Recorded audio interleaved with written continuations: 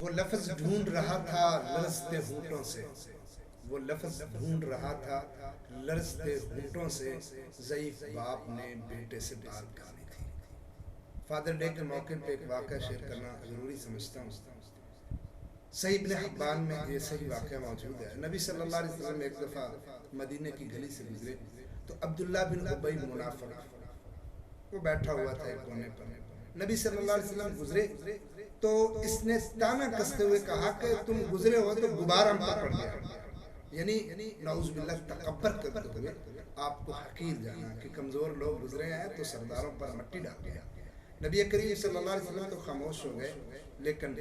عبداللہ بن ابی منافق کا جو بیٹا سچا مسلمان تھا، عبداللہ جس کا نام تھا، وہ رسول اللہ صلی اللہ علیہ وسلم کی خدمت میں آیا اور آ کے کہنے لگا والذی اکرمک، اے اللہ کے رسول،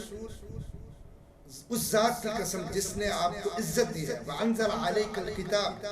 اور اس ذات کی قسم جس نے آپ پر کتاب نازل کی ہے، ان شئت، اگر آپ حکم دیں، لآتی جنک برأسہ، میں اپنے باپ کا سر قلم کر کے آپ کے قدموں میں ڈال دوں۔ آپ صلی اللہ علیہ وسلم نے فوراً تھپکی دی اور فرمایا لا